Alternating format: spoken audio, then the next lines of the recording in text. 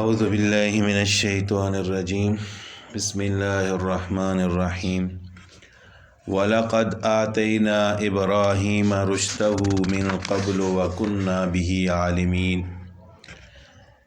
یقیناً ہم نے حضرت ابراہیم علیہ السلام کو بچپن میں ہی ان کی راہیابی دکھا رکھی تھی اور ہم اس کے احوال سے بخوبی واقف تھے۔ اذ قال لأبیہ وقومہ، جب ابراہیم علیہ السلام نے اپنے والد اور اپنی قوم سے فرمایا، ما ھذہ التماثیل التی انتم لہا عاکفون، کہ یہ مورتیاں جن کے تم مجاور بنے بیٹھے ہو یہ کیا ہیں؟ قالوا وجدنا آباءنا لہا عابدین، سب نے جواب دیا کہ ہم نے اپنے باپ دادوں کو انہی کی عبادت کرتے ہوئے پایا ہے۔ قال لقد کنتم انتم وآباؤکم فی ضلال مبین، حضرت ابراہیم علیہ السلام نے فرمایا پھر تو تم، آپ اور تمہارے باپ دادا سبھی یقیناً کھلی گمراہی میں مبتلا ہیں۔ قالوا اجئتنا بالحق ام انت من اللاعبین، کہنے لگے کیا آپ ہمارے پاس سچ مچ حق لائے ہیں یا یوں ہی کھلی بازی کر رہے ہیں؟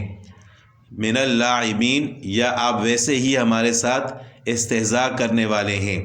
قال بل ربکم رب السماوات والارض الذی فطرہن، حضرت ابراہیم علیہ السلام نے فرمایا کہ نہیں، در حقیقت تم سب کا پروردگار تو وہ ہے جو آسمان و زمین کا مالک ہے، جس نے انہیں پیدا کیا، فطرہن، جس نے انہیں پیدا کیا، وَأَنَا عَلَىٰ ذَلِكُم مِّنَ الشَّاهِدِينَ، میں تو اسی بات کا گواہ اور قائل ہوں۔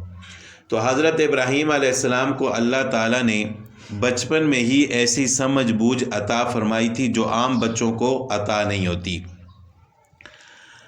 اللہ تعالیٰ نے انہیں اپنی دلیلیں الہام کی تھیں اور بلائی سمجھائی تھی، جیسے دوسری آیت میں ہے کہ وَتِلْكَ حُجَّتُنَا آتَيْنَاهَا إِبْرَاهِيمَ عَلَىٰ قَوْمِهِ، کہ یہ ہیں ہماری زبردست دلیلیں جو ہم نے حضرت ابراہیم علیہ السلام کو دی تھیں کہ وہ اپنی قوم کو قائل کر سکیں۔ حضرت ابراہیم علیہ السلام کے دودھ پینے کے زمانے میں انہیں ان کی والدہ نے غار میں رکھا تھا، جہاں سے مدتوں بعد وہ باہر نکلے اور اللہ کی مخلوقات پر، خصوصاً چاند تاروں وغیرہ پر نظر ڈال کر اللہ کو پہچانا۔ یہ سب جھوٹی روایات ہیں، ایسی کوئی بات نہیں ہے، کیونکہ اللہ تعالیٰ نے خود فرما دیا کہ ہم نے ان کو بچپن میں ہی سمجھ بوجھ عطا فرمائی تھی۔ وَتَاللَّهِ لَأَكِيدَنَّ أَصْنَامَكُمْ، اللہ کی قسم میں تمہارے ان معبودوں کا علاج تمہارے پیٹھ پھیر کر جا چکنے کے بعد ضرور کروں گا۔ بعد ان تولوا مدبرین، جب آپ پیٹھ پھیر کر چلے جاؤ گے تو میں ان کا علاج کروں گا۔ فَجَعَلَهُمْ جُذَاذًا، پھر تو ان سب کے ٹکڑے ٹکڑے کر دیے، إِلَّا كَبِيرًا لَهُمْ، ہاں صرف بڑے بت کو چھوڑ دیا، ان بتوں میں جو بڑا تھا اس کو چھوڑ دیا، لَعَلَّهُمْ إِلَيْهِ يَرْجِعُونَ، اس لیے کہ وہ سب اسی کی طرف ہی لوٹیں۔ قَالُوا مَنْ فَعَلَ هَذَا بِآلِهَتِنَا، جب وہ لوگ واپس آئے تو انہوں نے پوچھا کہ ہمارے الہوں، ہمارے خداؤں کے ساتھ یہ کس نے کیا؟ چونکہ حضرت ابراہیم علیہ السلام نے سب بت توڑ دیے تھے، تو آ کر انہوں نے دیکھا کہ صرف ایک بڑا بت ہے اور باقی سب ٹوٹے ہوئے ہیں، تو انہوں نے پوچھا من فعل ھذا بآلہتنا، ہمارے خداؤں کے ساتھ یہ کس نے کیا ہے؟ انہ لمن الظالمین، ایسا شخص تو یقیناً ظالموں میں سے۔ قالوا سمعنا فتى یذکرہم، بولے ہم نے ایک نوجوان کا تذکرہ کرتے ہوئے ایک نوجوان کو ان کا تذکرہ کرتے ہوئے سنا ہے، اور اس جو نوجوان کو یقال لہ ابراہیم، ابراہیم کہا جاتا ہے۔ قالوا فأتوا به على اعین الناس، سب نے کہا کہ اچھا اسے مجمع میں لوگوں کی نگاہوں کے سامنے لاؤ، لعلهم یشہدون، تاکہ سب دیکھیں۔ قالوا وانت فعلت هذا بآلہتنا یا ابراہیم، جب ابراہیم علیہ السلام سامنے آئے تو کہنے لگے کہ ابراہیم کیا تو نے ہی ہمارے خداؤں کے ساتھ یہ حرکت کی ہے؟ تو نے ہمارے ان خداؤں کو توڑا ہے؟ قال بل فعلہ، آپ نے جواب دیا کہ بلکہ اس کام کو ان کے کبیرہم، ان کے اس بڑے نے کیا ہے، ھذا فاسألوہم، اس سے پوچھ ہی لو، ان کانوا ینطقون، اگر یہ بولتے چالتے ہیں۔ حضرت ابراہیم علیہ السلام کی قوم بت پرستی میں مبتلا تھی، تو حضرت ابراہیم علیہ السلام نے قسم کھا لی کہ میں ان بتوں کا ضرور علاج کروں گا، اور ان کو بتا دیا کہ جب تم لوگ چلے جاؤ گے تو میں ان کا علاج، یعنی ان کا علاج کرنے کا مطلب یہ ہے کہ ان کو توڑوں گا۔ تو حضرت ابراہیم علیہ السلام نے اپنی قوم سے فرمایا کہ عید کا دن تھا کہ تم سب عید ادا کرنے کے لیے باہر جاؤ، میں تمہارے بتوں کو توڑوں گا۔ عید کے ایک آدھا دن بیشتر آپ کے والد نے آپ سے کہا کہ میرے بیٹے تم ہمارے ساتھ ہماری عید میں چلو تاکہ تمہیں ہمارے دین کی اچھائی اور رونق معلوم ہو جائے۔ چنانچہ یہ آپ کو لے چلا۔ کچھ دور جانے کے بعد حضرت ابراہیم علیہ السلام گر پڑے اور فرمانے لگے کہ ابا میں بیمار ہو گیا۔ باپ آپ کو چھوڑ کر اسی طرح وہ اپنے کفر کے مراسم اور جو ان کے رواج تھے وہ پورے کرنے کے لیے چلے گئے۔ جو لوگ راستے سے گزرتے آپ سے پوچھتے کیا بات ہے، راستے میں کیسے بیٹھے ہو، جواب دیتے کہ میں بیمار ہوں۔ جب عام لوگ نکل گئے اور بوڑھے رہ گئے تو آپ نے فرمایا تم سب کے چلے جانے کے بعد آج میں تمہارے خداؤں کی مرمت کروں گا۔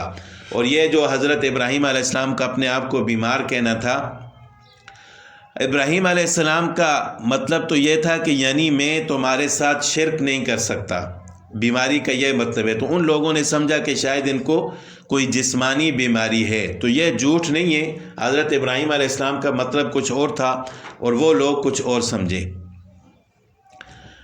تو جب حضرت ابراہیم علیہ السلام نے ان کے بتوں کو توڑا تو واپس آئے تو انہوں نے دیکھا کہ سب بت ٹوٹے ہوئے ہیں، صرف ایک بت جو ہے اس کو حضرت ابراہیم علیہ السلام نے نہیں توڑا۔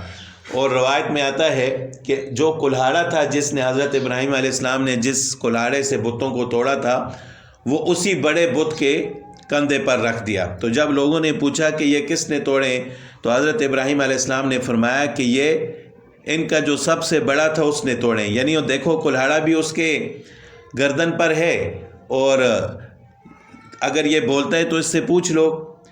حالانکہ حضرت ابراہیم علیہ السلام نے خود توڑے تھے، اور حضرت ابراہیم علیہ السلام کے کہنے کا مطلب بھی یہی تھا کہ یعنی بڑا تو میں ہوں، مجھے اللہ تعالیٰ نے پیغمبر بنا کر بھیجا ہے، اور حضرت ابراہیم علیہ السلام کے کہنے کا مطلب یہ تھا کہ میں نے توڑے۔ تو ان لوگوں نے یہ سمجھا کہ یہ کلاڑا بھی اس کے کندھے پر ہے، تو اس کے طرف حضرت ابراہیم علیہ السلام اشارہ فرما رہے ہیں کہ اس نے توڑے۔ تو بہرحال وہ تو بولتا نہیں تھا کہ وہ لوگ اس سے پوچھتے کہ ان بتوں کو کس نے توڑا ہے۔ فَرَجَعُوا إِلَىٰ أَنفُسِهِمْ فَقَالُوا إِنَّكُمْ أَنْتُمُ الظَّالِمُونَ، پس لوگ اپنے دلوں میں قائل ہو گئے اور کہنے لگے کہ واقعی ظالم تو تم ہی ہو۔ ثُمَّ نُكِسُوا عَلَىٰ رُؤُوسِهِمْ، پھر سر ڈال کر کچھ سوچ کر باوجود قائل ہو جانے کے کہنے لگے لَقَدْ عَلِمْتَ مَا هَٰؤُلَاءِ يَنطِقُونَ، کہ تجھے معلوم ہے کہ یہ بولنے چالنے والے نہیں ہیں۔ قَالَ أَفَتَعْبُدُونَ مِن دُونِ اللَّهِ، تو پھر حضرت ابراہیم علیہ السلام نے موقع ڈھونڈ کر ان کو دعوت دی کہ جب یہ بولتے نہیں ہیں تو افتعبدون من دون اللہ، افسوس کیا تم ان کی عبادت کرتے ہو، ما لا ينفعکم، اللہ کے علاوہ ان کی عبادت کرتے ہو جو تمہیں نہ تو نفع دیتے ہیں شیئن کچھ بھی، ولا یضرکم، اور نہ نقصان دے سکتے ہیں۔ اف لکم، اف ہے تم پر، یعنی افسوس ہے تم پر، ولما تعبدون من دون اللہ، تم اللہ کے سوا پوچھتے ہو، جن کو تم پوچھتے ہو ان پر بھی افسوس ہے۔ افلا تعقلون، کیا تمہیں اتنی بھی عقل نہیں ہے؟ حضرت ابراہیم علیہ السلام نے موقع ڈھونڈ کر ان کو دعوت دی کہ دیکھو تم خود ہی کہتے ہو کہ یہ بول نہیں سکتے، تو ایسے بتوں کی عبادت کیوں کرتے ہو؟ اس رب کو چھوڑ کر جس نے تمہیں پیدا بھی کیا، پھر تمہیں رزق بھی دیتا ہے، تمہارے نفع اور نقصان کا بھی مالک ہے۔ قالوا حرقوه وانصروا آلہتکم ان کنتم فاعلین، کہنے لگے اسے جلا دو اور اپنے خداؤں کی مدد کرو اگر تمہیں کچھ کرنا ہی ہے۔ قلنا یا نار کونی بردا وسلاما علی ابراہیم، ہم نے فرمایا اے آگ تو ٹھنڈی ہو جا اور حضرت ابراہیم علیہ السلام کے لیے سلامتی اور آرام کا سبب بن جا۔ وَأَرَادُوا بِهِ كَيْدًا فَجَعَلْنَاهُمُ الْأَخْسَرِينَ، گو انہوں نے حضرت ابراہیم علیہ السلام کا برا چاہا، ان کے خلاف تدبیر کی، لیکن ہم نے انہیں ہی نقصان پانے والا کر دیا۔ فَجَعَلْنَاهُمُ الْأَخْسَرِينَ، کہ وہ لوگ خود نقصان اٹھانے والے بن گئے۔ یہ بھی ایک مشہور واقعہ ہے، حضرت ابراہیم علیہ السلام کو آگ میں پھینکنے کا کہ جب وہ لوگ مجبور ہو گئے اور حضرت ابراہیم علیہ السلام کے دلائل کے سامنے ان کے پاس کوئی جواب نہیں تھا، تو ضد اور حسد میں بولنے لگے کہ حضرت ابراہیم علیہ السلام کو جلایا جائے۔ تو حضرت ابراہیم علیہ السلام کے جلانے کے لیے لکڑیاں لائیں گی، زمین میں ایک بہت بڑا گہرا گڑھا کھودا گیا، لکڑیوں سے اسے پر کیا اور پھر آگ جلائی گئی، اور اتنی زیادہ آگ تھی کہ آگ کے شعلے آسمان سے باتیں کرنے لگے، یعنی اس آگ کے پاس جانا بھی ناممکن تھا۔ اب ہونا تو یہ چاہیے تھا کہ حضرت ابراہیم علیہ السلام گھبراتے، لیکن وہ لوگ خود گھبرا گئے کہ حضرت ابراہیم علیہ السلام کو آگ میں ڈالا کیسے جائے، یعنی اس کے تو قریب بھی کوئی نہیں جا سکتا۔ آخر کار ایک کردی فارسی عربی کے مشورے سے، جس کا نام ہیزن تھا، ایک منجنیق تیار کی گئی، اس میں بٹھا کر جلا کر پھینک دو، یعنی اس نے یہ کہا کہ ایک منجنیق تیار کر کے اس میں جلا کر بٹھا کر اس کو پھینک دو۔ تو روایت میں آتا ہے کہ اس شخص کو اللہ تعالیٰ نے اسی وقت زمین میں دنسا دیا جس نے یہ مشورہ دیا تھا، اور قیامت تک وہ اندر اترتا جاتا ہے، یعنی ابھی تک وہ اسی طرح زمین میں اتر رہا ہے۔ جب آپ کو آگ کے میں ڈالا گیا تو حضرت ابراہیم علیہ السلام نے فرمایا حسبی اللہ و نعم الوکیل۔ حضور صلی اللہ علیہ وسلم اور آپ کے صحابہ کے پاس بھی جب یہ خبر پہنچی کہ تمام عرب لشکر جرار لے کر آپ صلی اللہ علیہ وسلم کے مقابلے میں آ رہے ہیں، تو اس وقت بھی آپ صلی اللہ علیہ وسلم نے یہی پڑھا تھا۔ تو جب بھی کسی انسان کو دشمن کا خوف ہو، کوئی اس کی مدد کرنے والا نہ ہو، تو مشکل وقت میں حسبی اللہ و نعم الوکیل پڑھنا چاہیے۔ تو جب حضرت ابراہیم علیہ السلام کو آگ میں ڈالنے لگے تو حضرت ابراہیم علیہ السلام نے فرمایا اے الہی، تو آسمانوں میں اکیلا معبود ہے اور توحید کے ساتھ تیرا عابد زمین پر صرف میں ہی ہوں۔ جب کافر آپ کو باندھنے لگے تو آپ نے فرمایا الہی، تیرے سوا کوئی لائق عبادت نہیں، تیری ذات پاک ہے، تمام حمد و ثنا تیرے ہی لیے ہے، سارے ملک کا تو اکیلا ہی مالک ہے، کوئی بھی تیرا شریک نہیں۔ تو حضرت شعیب جبائی فرماتے ہیں کہ اس وقت آپ کی عمر صرف 16 سال کی تھی، واللہ عالم۔ تو حضرت عبداللہ ابن عباس رضی اللہ تعالیٰ عنہما سے مروی ہے کہ اگر آگ کو صرف ٹھنڈا ہونے کا حکم ہوتا تو پھر ٹھنڈک بھی آپ کو ضرور نقصان پہنچاتی، لیکن جب حضرت ابراہیم علیہ السلام کو پھینکا گیا آگ میں تو اللہ تعالیٰ نے آگ کو حکم دیا کہ یا نارو، اے آگ کونی بردم و سلامن، کہ ٹھنڈی بھی ہو جا اور سلامتی والی، یعنی ایسی ٹھنڈی بھی نہ ہو کہ میرے خلیل کو تکلیف پہنچے۔